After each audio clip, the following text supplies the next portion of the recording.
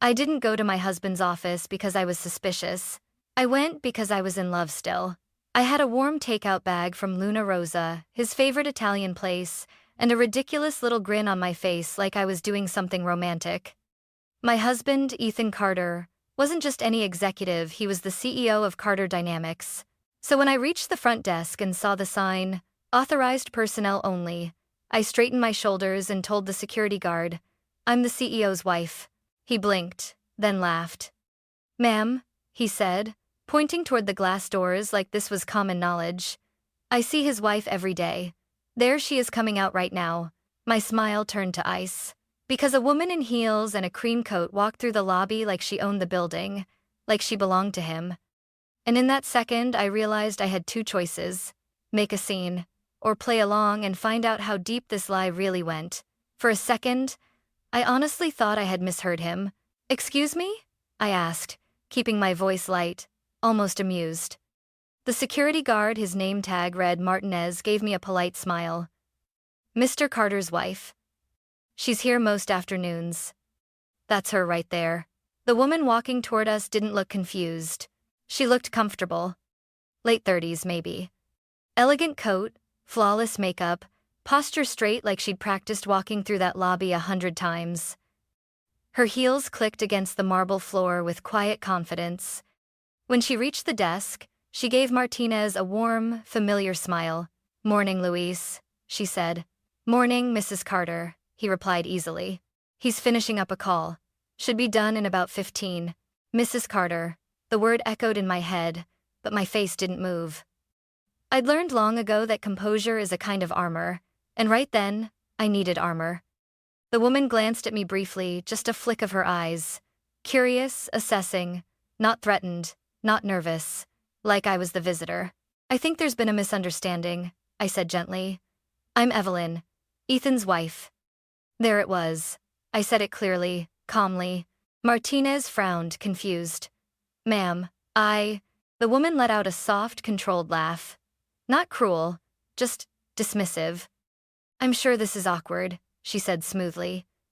"Ethan works with a lot of people. Sometimes things get blurred. I felt something inside my chest tighten. "I'm not a coworker," I replied, meeting her eyes now. "I'm married to him." Her expression didn't change. "That's interesting," she said. "So am I." The air between us went still. No shouting, no scene. Just two women standing under fluorescent lights while the foundation of my life quietly shifted beneath my feet. I looked at her left hand. No ring. But then again, neither was Ethan wearing his the last few weeks. I forced a small smile, because I suddenly understood something. The lobby was not the place to unravel. Not in front of security cameras. Not in front of staff who already had a version of the story. "You know what?" I said softly, turning back to Martinez. "I must have gotten turned around. I'll come back another time." Martinez looked uncertain. "You're sure?" "Yes," I said. I placed the takeout bag on the counter. "Could you give this to Ethan?" "Tell him," Evelyn dropped it off. The woman's eyes sharpened at my name. Just slightly. "Of course," Martinez said. I didn't look back at her when I walked away. I didn't let my steps rush. I didn't let my shoulders sag. But the moment the revolving doors closed behind me and the city air hit my face, the smile fell apart. I stood on the sidewalk, staring at the reflection in the building's glass. 13 years of marriage. And somewhere inside that building, another woman was wearing my title like it fit her better. I slid into my car and locked the doors, my hands trembling now that no one could see. I replayed every moment of the past year. The late nights. The sudden bored dinners. The new cologne. The way he'd started taking calls outside. And then the security guard's voice echoed again, casual and certain. "I see his wife every day. Not girlfriend. Not assistant. Wife." Which meant this wasn't new. It wasn't secret. It was routine. I gripped the steering wheel and forced myself to breathe. I could storm back in. I could call Ethan and demand answers. But something colder, smarter rose up inside me. If everyone else already believed her, then this wasn't an accident. This was a story. And if Ethan had written a story where I didn't exist, I needed to find out when he started editing me out. So instead of driving home, I stayed parked across the street. And I waited. I didn't confront Ethan that night. I wanted to. God, I wanted to. But shock has a strange way of freezing anger into something quiet and calculating. By the time I pulled into our driveway, my hands weren't shaking anymore. They were steady, too steady. The house looked the same as it always did. White porch lights glowing, curtains half drawn, the illusion of normal waiting patiently for me to step back inside. I unlocked the door. Silence. Ethan wasn't home yet. Of course he wasn't. I set my purse down slowly and walked through the living room, noticing details I'd stopped seeing years ago. The framed photo from our 10th anniversary trip to Maui. The bookshelf he insisted we color coordinate. The couch we picked out together after arguing for 2 hours about fabric. We built this place together. Or at least, I thought we did. At 6:42 p.m., my phone buzzed. Ethan. Running late. Bored dinner. Don't wait up. Love you. I stared at the message. Love you. The words felt hollow now. Like a door that used to open into something warm but now led nowhere. I typed back. Okay. Drive safe. 3 dots appeared. Disappeared. Then, nothing. I set my phone down and walked into the kitchen. I opened the fridge without thinking. Closed it again. Opened it one more time like something inside might have changed. It hadn't. I leaned against the counter and tried to replay the past year in reverse. When did he stop wearing his ring regularly? When did board dinners become weekly instead of monthly? When did he start showering the second he came home? The answers didn't come all at once. They lined up quietly, like puzzle pieces I'd refused to see before. At 11:18 p.m., the front door opened. I stayed seated at the kitchen island, pretending to scroll on my phone. Hey! Ethan called, his voice warm and familiar. He walked in, looking polished but tired, navy suit slightly wrinkled, tie loosened just enough to appear overworked but still in control. He looked exactly like the man people admired. The man I admired.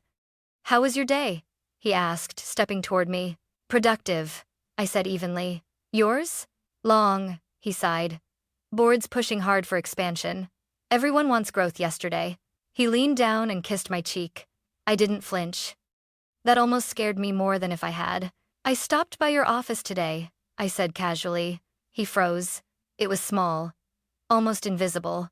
But I saw it. You did? He asked, too quickly. Why? I was in the area, I said. Thought I'd surprise you. His eyes searched mine, measuring. That's sweet, he said carefully. Sorry I missed you. You were busy, I replied. Security told me. His jaw tightened slightly. Security? Yeah, I said lightly. They seem to know you well. He forced a laugh. Of course they do. I sign their paychecks. I tilted my head. They also seem to know your wife well. Silence. A beat too long. Then he smiled, the polished one. The one investors loved. What do you mean? They said they see her every day, I said, watching him carefully. His expression shifted just for a second. Then it smoothed out. Oh, he said. You must mean Maya. My executive partner. She's around a lot. Executive partner. That's not what they called her, I said softly. His eyes darkened. What did they call her? I held his gaze. Mrs. Carter. The room went still. The hum of the refrigerator suddenly felt loud. Ethan ran a hand through his hair and exhaled slowly, like I was the one creating drama. Ev, he said gently, almost patronizingly. People assume things. She handles a lot of external events. It's easier sometimes to let assumptions float. To let them float, I repeated. It avoids awkward explanations, he continued. You know how corporate environments are. I stared at him. So you let your staff believe another woman is your wife, I said. It's not like that, he snapped softly. Then he softened again. You're overthinking this. Overthinking. I almost laughed. You know, I said carefully. She didn't look confused. He stiffened. You talked to her? Briefly. And? His tone sharpened. And she said she was married to you. The mask cracked. Not fully, but enough. That's ridiculous, he said quickly. She wouldn't say that. She did. Ethan stepped back, creating physical space like he needed room to reconstruct control. You must have misunderstood, he said, more firmly now. Maya's ambitious. Sometimes she leans into optics, but that doesn't mean. Optics? I interrupted. Yes, Optics. It projects stability. Investors like stability. I blinked at him. So, you're stable. With someone else.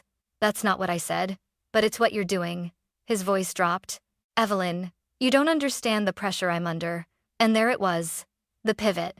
From accountability to stress. From explanation to victimhood. I folded my hands together to keep them from shaking. I understand pressure, I said quietly. I've supported you through every version of it. He softened instantly. And I appreciate that. Then tell me the truth. His eyes met mine. For a second, I thought he might. Instead, he stepped forward and took my hands. You're my wife, he said firmly. Don't let rumors get into your head. Rumors. That's what he reduced it to. Not evidence. Not reality. Rumors. He leaned in and kissed my forehead. You're tired, he murmured. Let's not fight over something meaningless. Meaningless. A woman walking through your office with your last name. Meaningless. I pulled my hands away gently. I'm not fighting, I said. Not yet. That night, Ethan fell asleep quickly, his breathing slow and steady beside me. I stared at the ceiling, and I realized something terrifying. If he could lie that smoothly to my face, then this wasn't new. This was practiced, which meant there were layers.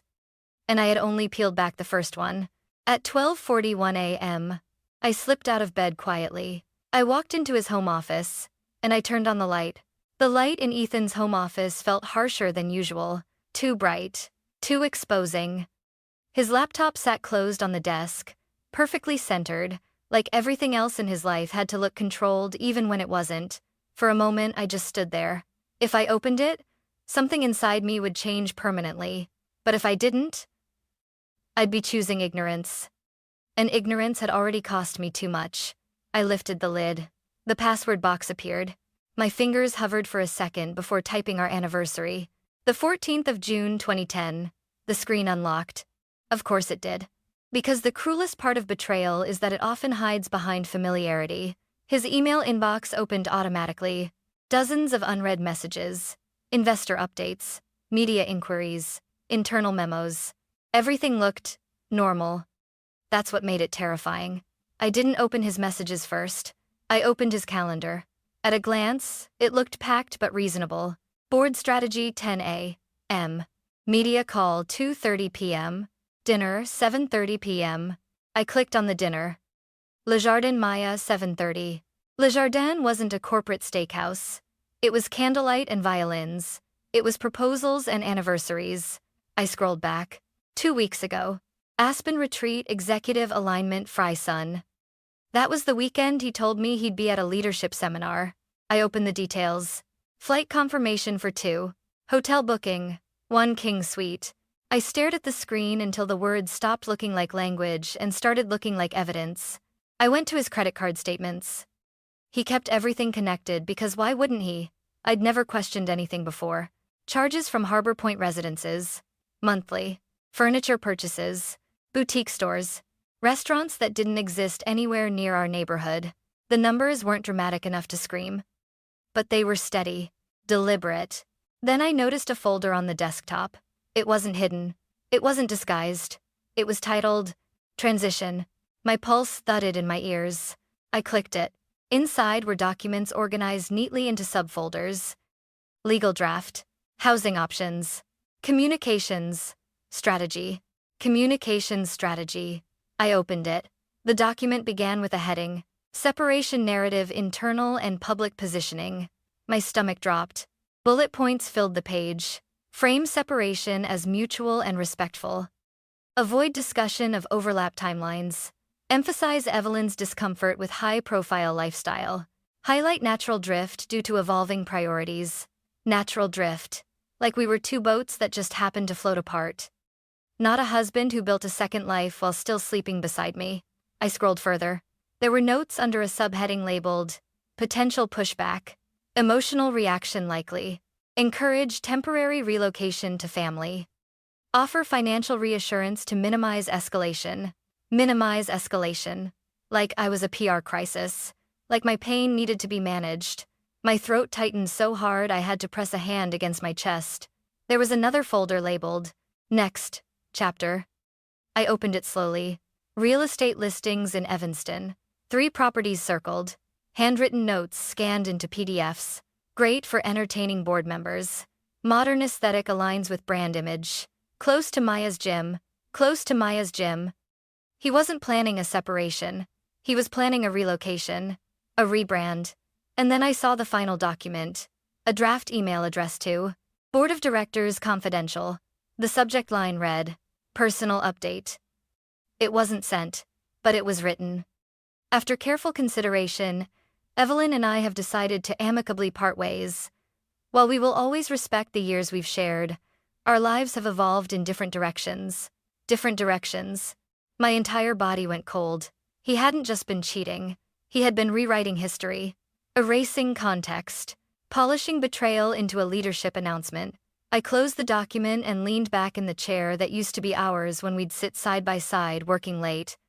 My hands were shaking now, not because I was shocked anymore, but because I understood the scale. This wasn't an affair hidden in guilt. This was a strategy executed in stages, and I had been the only person not briefed on it. A small sound escaped my throat, half laugh, half disbelief. Then I heard a floorboard creak in the hallway. I froze. Silence. No footsteps followed. The house settled again. Ethan was still asleep. Or pretending. I quickly plugged in a flash drive from the drawer.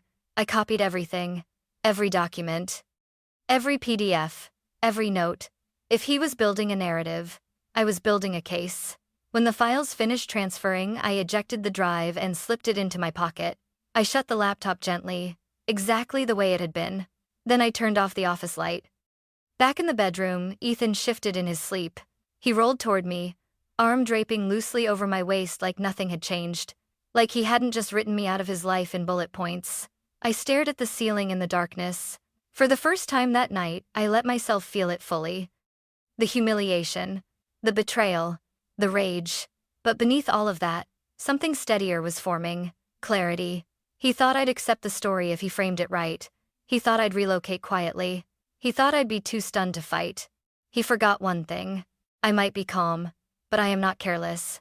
And tomorrow, I was going to make a call that would change the ending he had planned.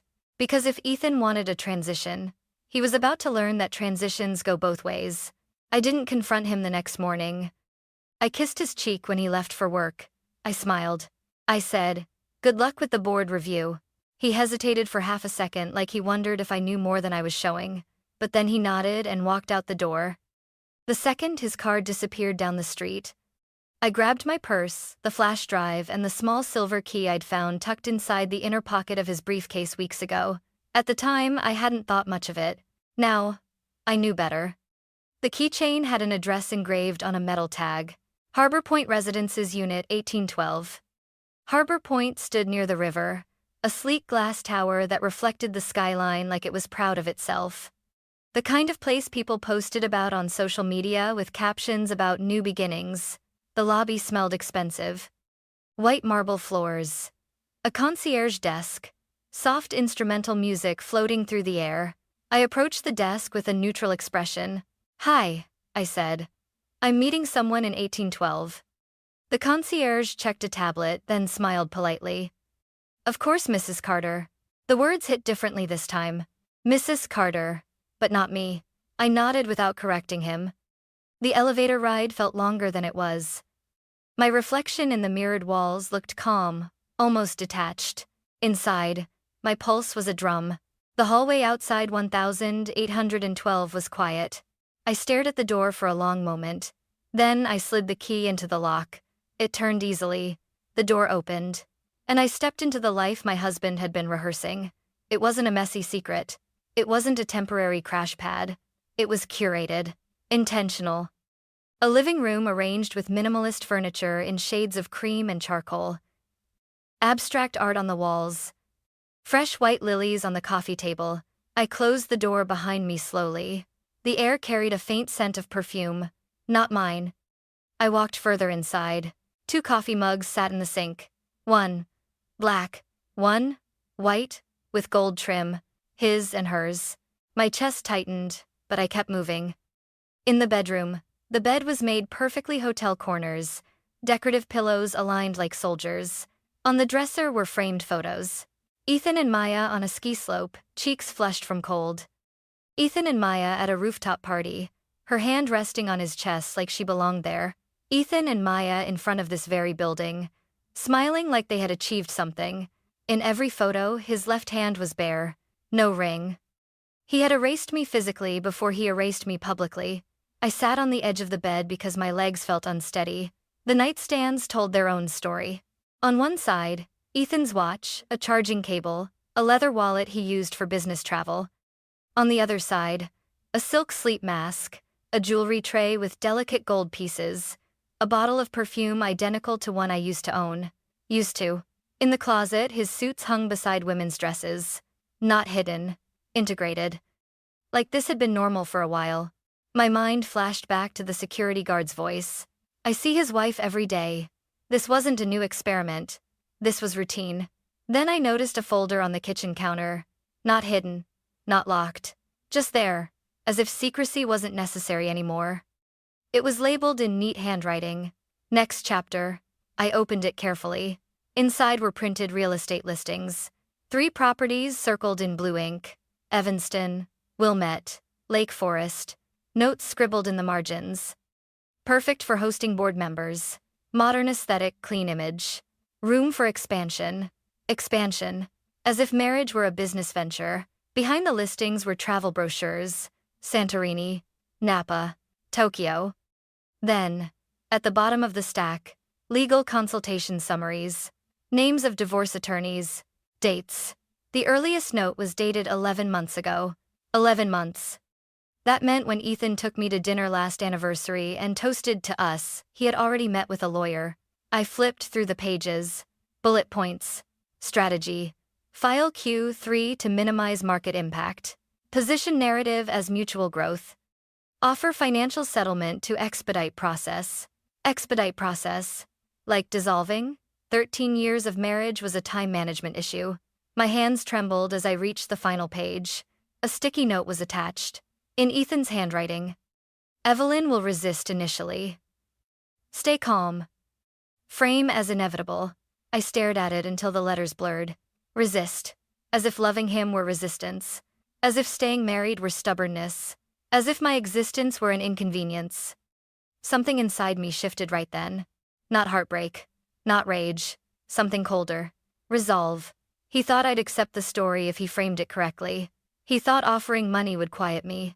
He thought asking me to not make this difficult would scare me into shrinking. He underestimated one thing. I might not have built a company, but I knew how to build stability. And I knew how to protect it. I pulled out my phone and took photos of everything. The folder. The listings. The sticky note. The closet.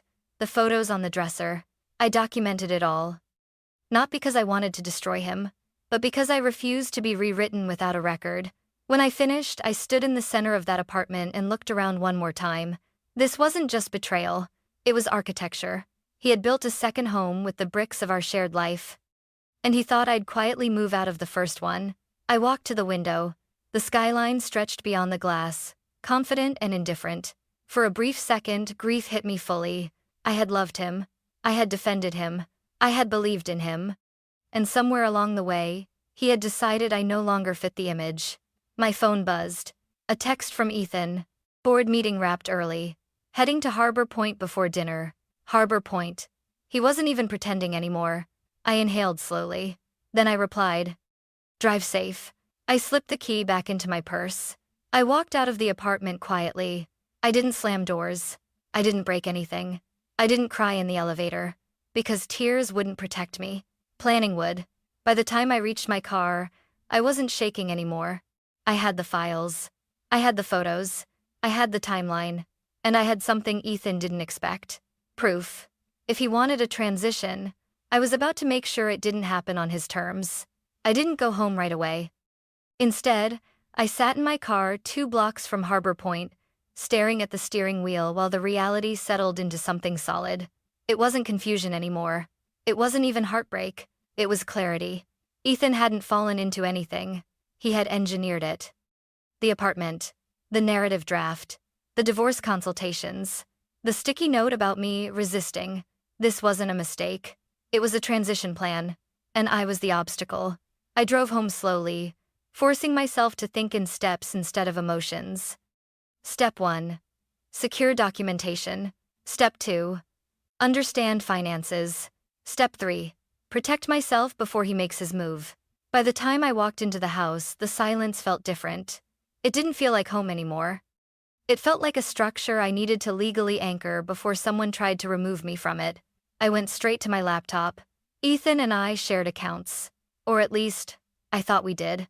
I logged into our joint checking account. I pulled up the last 12 months of statements. At first glance, nothing screamed scandal. Mortgage, utilities, insurance, groceries. Then I opened a spreadsheet. I've always been methodical. Numbers calm me. I entered his monthly deposits. Mine. Our total expenses. Then I calculated what we should have saved. The number stared back at me. We should have had at least $190,000 more in liquid savings than we did. My chest tightened. I drilled deeper. Transfers. Small, consistent ones. Amounts just under the threshold that would trigger automatic alerts. Rent payments to Harbor Point. Furniture charges. Private dining rooms. Weekend flights. He hadn't just built a second life. He had funded it with money that legally belonged to both of us. I sat back slowly. This changed everything. An affair hurts. Financial deception restructures power. My phone buzzed. Ethan. Running late again. Don't wait up. Love you. Love you. I stared at the words for a long time. Then I typed. Okay. No heart emoji. No warmth. Just neutral. Then I opened a new tab in my browser. Top-rated family law attorney Chicago. The search results filled the screen. My pulse sped up. This was the line. Once I made this call, there would be no pretending I didn't know. But the truth was, Ethan had already crossed that line months ago. He just forgot to tell me. I dialed the first number with consistent 5-star reviews. A calm female voice answered. Whitaker and Associates, how may I help you? Hi, I said, surprised at how steady I sounded. My name is Evelyn Carter. I need to schedule a consultation. There was a brief pause. Of course, Miss Carter. Is this regarding divorce proceedings? The word landed with weight. Yes, I said. It is. She scheduled me for the following morning. I hung up and exhaled slowly. For a moment, fear tried to creep back in. Ethan was powerful. He was respected. He had influence. But then I remembered something, Dana. No, I didn't know her yet. But I imagined what someone like her would say. Power doesn't override documentation. And I had documentation. That night, Ethan came home just before midnight. I was sitting on the couch with a book open on my lap. He looked tired. Or maybe that was guilt. Hey, he said carefully. Hey, he set his briefcase down. You seem quiet lately. I looked up at him. Do I? He studied my face like he was trying to read what I knew. I just don't want things to get tense, he said. Tense about what? I asked gently. He hesitated, then shrugged. You know, work stress, distance. I nodded slowly. Ethan, I said softly. Are you planning to ask me to move out? His eyes flickered. Where is that coming from? I'm just asking. He stepped closer.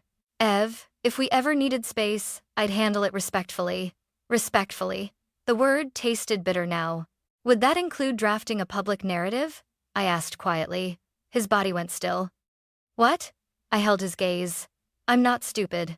Silence stretched between us. Then he sighed, rubbing his forehead like I was exhausting him. You went through my computer. I didn't deny it. You've been planning this, I said. He didn't answer. And that silence confirmed more than any confession could. Finally, he spoke. I was trying to figure things out before hurting you. By rewriting me out of your life? I asked. That's not fair. What's not fair, I replied evenly, is finding out from a security guard that my husband has a wife. His jaw tightened. You're making this dramatic. No, I said calmly. You made it strategic. That word hit. He stepped back, studying me now like I wasn't reacting the way he expected. I wanted this to be clean, he said quietly. Clean. Like wiping a surface. Like removing a stain. And you assumed I'd cooperate, I said. I assumed you'd understand, he replied. Understand what? That I was being replaced? That my marriage had become a branding inconvenience? I stood slowly. I have an appointment tomorrow, I said. With who? He asked sharply. With someone who understands documentation. His eyes narrowed. You're going to make this ugly, aren't you? I shook my head. I'm going to make it accurate. For the first time since I'd known him, Ethan looked unsure. Not angry. Not dominant. Just uncertain. Because he realized something important in that moment. I wasn't reacting emotionally. I was repositioning. And for a man who built everything on optics and control, that was far more dangerous. That night, he didn't reach for me in bed, and I didn't lie awake wondering why. I lay there thinking about the meeting in the morning, about protection, about legal boundaries, about the fact that love without safety is just vulnerability, and I promised myself something in the dark. If he wanted a transition, he was about to learn that I could write chapters too. Dana Whitaker's office didn't look intimidating. It looked calm. Soft gray walls, framed degrees, a bookshelf lined with thick legal volumes that felt heavy with other people's endings. She didn't rush me. She didn't interrupt. She just listened. I laid everything out on the table between us. The photos from Harbor Point, the financial statements, the transition plan, the sticky note, the draft separation email. Dana flipped through the documents slowly, her expression neutral but focused. When she finished, she folded her hands. Evelyn, she said carefully, this isn't just infidelity. This is premeditated restructuring personally and financially. The words felt clinical, but they grounded me. He's going to try to control the narrative, I said. He already has one drafted. Dana nodded. That's common in high-profile cases. Reputation management becomes part of the strategy. I don't want revenge, I said quickly. I just want protection. And protection, she replied, is a legal structure. She explained the next steps clearly. File for divorce before he does. Request temporary financial restraints to prevent asset movement. Secure documentation of marital fund misuse. Protect housing rights during proceedings. The word secure echoed in my head. Security. Something I thought marriage gave automatically. It doesn't. It has to be reinforced when trust breaks. Will this get ugly? I asked. Dana met my eyes. It may get tense. But tension isn't the same as losing control. You have evidence. That matters. I exhaled slowly. And if he tries to intimidate me, then we respond through the court, she said calmly. Not emotionally. Legally. I nodded. For the first time since the lobby, I didn't feel like I was standing alone. I left her office with paperwork in my bag and a new steadiness in my spine. But the confrontation I had avoided was still waiting at home.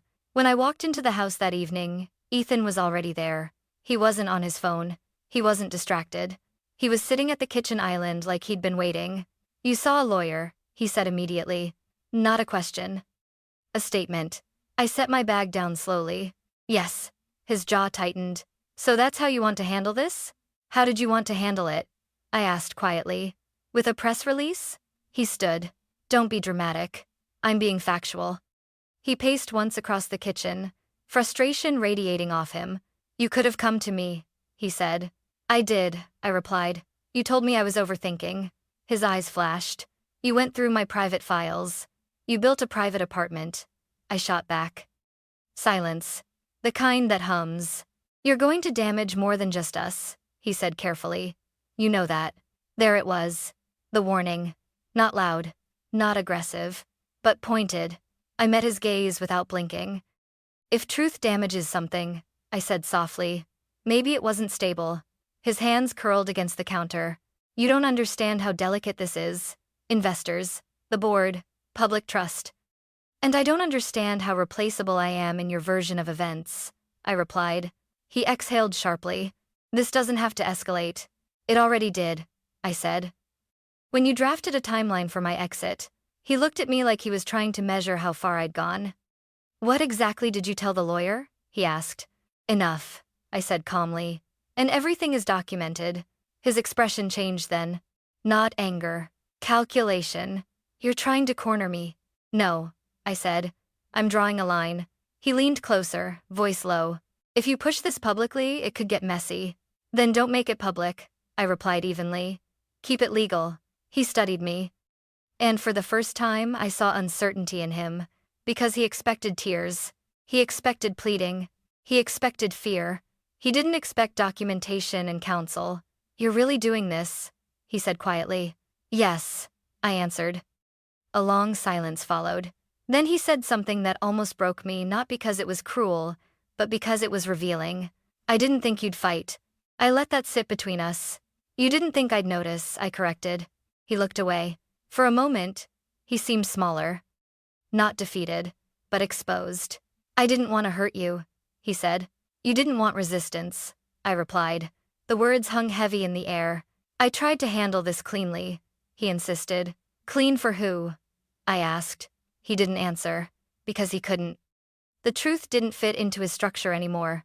He walked past me, toward the living room. "We'll let the lawyers deal with it," he muttered. "Yes," I said softly. "We will." That night, we slept in separate rooms. Not because I told him to, but because something had shifted permanently. The house felt different. Not broken.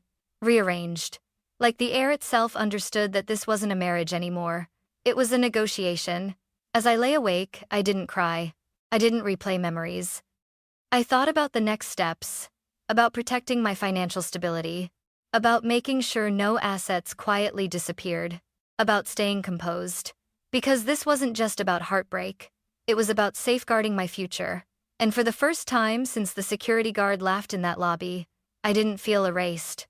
I felt positioned. If Ethan wanted control, he was about to learn that control has boundaries, and those boundaries have legal weight. The papers were filed on a Thursday morning. By Friday afternoon, Ethan knew. Not because I told him, because he was served. He didn't call right away. He texted, "We need to talk. Now." I stared at the message for a full minute before replying. "Lawyers can talk." The three dots appeared almost instantly. Disappeared. Then, "Don't do this." Too late, I thought. You already did. That evening, he came home earlier than usual. No tie, no polished composure, just tension wrapped in expensive fabric. He stood in the doorway of the living room where I was sitting with my laptop open. "You filed before even trying to work this out," he said. "I tried," I replied. "You handed me a relocation plan." He ran a hand through his hair. "That wasn't finalized. Neither was your divorce announcement," I said calmly. "But you drafted it." He paced once across the room. "You're escalating this." "I'm formalizing it." His eyes narrowed. "You contacted the board." "I contacted legal counsel with factual concerns," I corrected. "There's a difference." His jaw tightened. "You're putting my position at risk." "You put my stability at risk," I said. "Financially and personally." For a moment, neither of us spoke. Then his voice lowered. "You don't understand how this works at my level. Optics matter." "I understand that," I said evenly. "That's why I documented everything." His gaze sharpened. "You're trying to ruin me." "No," I said quietly. "I'm trying to prevent you from rewriting me." The silence that followed felt heavier than anything we'd said. Then he asked the question he'd been circling all along. "What do you want?" It wasn't emotional. It wasn't desperate. It was transactional. I folded my hands in my lap. "I want the house protected during proceedings," I said. "I want reimbursement for marital funds used outside our joint agreement. I want asset freezes until settlement. And I want communication through counsel." His expression flickered. "You've thought this through?" "Yes," I said. He let out a short breath. "You always were organized." It wasn't a compliment. It was realization. He sat down across from me, leaning forward. "You think the board is just going to take your side?" "I don't need sides," I said. "I need documentation reviewed." He studied me carefully. "You're not scared?" I almost smiled. "I was," I said.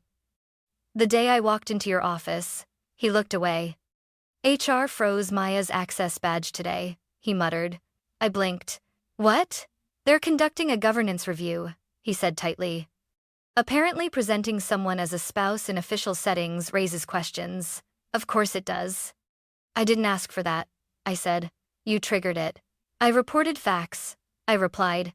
"What they do with them isn't about revenge, it's about compliance." He leaned back in the chair. "You're enjoying this." The accusation hung there. "No," I said softly. "I'm surviving it." That seemed to land harder than anger would have. For a brief second, I saw something close to regret in his eyes. Or maybe it was just discomfort at losing control. They're reviewing expense allocations, he added quietly. My chest tightened. That's between you and the company, I said carefully. And you, he replied, because those funds touch joint accounts. We both understood the implication. This wasn't just emotional fallout anymore. This was structural. He stood abruptly. This didn't have to be this way. I met his eyes. It didn't. He walked toward the door, then paused. If this goes public, it damages everything. Then keep it legal, I said. Keep it contained. He hesitated. Then left the room. That night, I didn't sleep much. Not because I doubted myself, but because the scale of it was settling in. The investigation. The legal proceedings. The unraveling of a life that once felt permanent. 2 days later, the internal memo circulated quietly within the company. Ethan Carter placed on temporary administrative leave pending governance review. Maya Reynolds resigns effective immediately. No details released. Just facts. Ethan didn't come home that night. He sent a single message. I hope you're satisfied. I read it twice. Then replied, I hope we both learn from this. He didn't respond. Over the next week, our communication shifted entirely to attorneys. Asset statements were exchanged. Account access was monitored. Temporary financial restraints were approved by the court. The structure Dana promised began to solidify. And for the first time since the lobby, I felt something unexpected. Not triumph. Not revenge. Stability.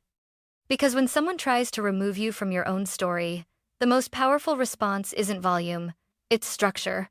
Ethan had built a narrative, but narratives collapse under evidence. And while he scrambled to protect reputation, I protected foundation. The final confrontation happened almost by accident. He came by the house to collect a few personal items. No lawyers. No shouting. Just two people standing in a living room that no longer felt shared. He picked up a framed photo from our bookshelf, the one from Maui. He stared at it for a long moment. You really won't reconsider? He asked quietly. I looked at him. You already reconsidered us, I said. He set the photo down carefully. You've changed.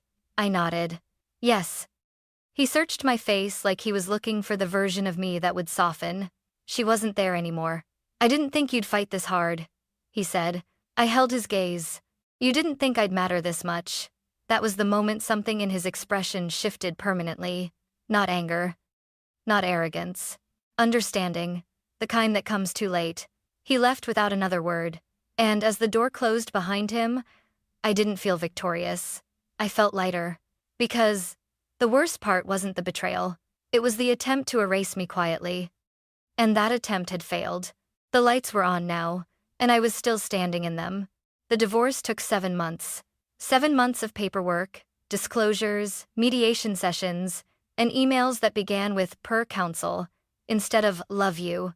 It wasn't dramatic. It wasn't explosive. It was procedural. And that, oddly enough, felt like justice. Because when everything else had been emotional manipulation and image control, the law was neutral, structured, unimpressed by charisma.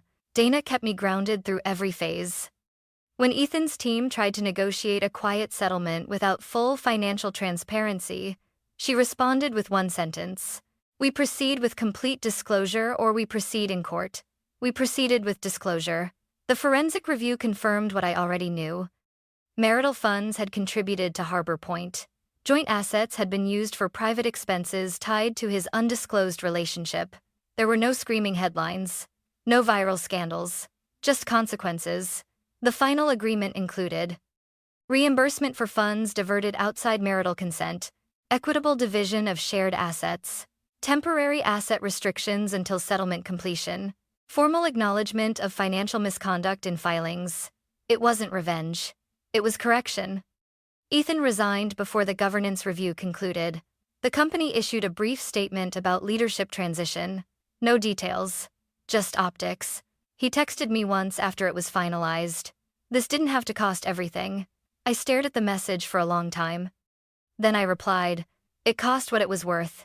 He never answered. 3 months after the divorce, the house sold. Packing it up was harder than signing the papers. Not because I missed him, but because I missed who I used to be in those rooms. The woman who believed love meant endurance. The woman who thought stability came from loyalty alone. I moved into a smaller condo in Lincoln Park. White walls, morning light through tall windows. No ghosts in the corners. I started therapy with Dr. Allison Park. On our second session, she said something that stuck with me. Betrayal doesn't just break trust in someone else. It fractures trust in your own instincts. That was the real damage. Not Maya. Not Harbor Point. Not even the draft announcement. It was the moment I questioned whether I had imagined the cracks. Healing, she said, wasn't about forgiving Ethan. It was about believing myself again. Believing what I saw. Believing what I felt. Believing that discomfort wasn't overthinking, it was information. Months passed. Life didn't dramatically transform overnight. There was no cinematic comeback. Just small, steady rebuilding. Morning walks by the lake. Coffee at the same cafe every Saturday. Reconnecting with friends I'd drifted from while protecting Ethan's schedule. One afternoon, I ran into an old colleague who asked carefully, "Are you okay?" And for the first time, I answered honestly, yes. Not because it hadn't hurt, but because I wasn't erased. The greatest lesson wasn't about infidelity. It was about power. Power hates documentation. Power relies on silence. Power assumes compliance. And when you respond with calm evidence instead of chaos, the structure shifts. If you ever find yourself standing in a lobby where someone else is wearing your title, remember this. You are not dramatic for asking questions. You are not difficult for demanding clarity. You are not vindictive for protecting your financial and emotional stability. You are responsible. And responsibility is not aggression. It's self-respect with boundaries. I didn't win. There was no trophy. There was no applause. But I kept my name. I kept my legal footing. I kept my future intact. And that is a different kind of victory. One that doesn't need a press release. Just truth. And finally, peace.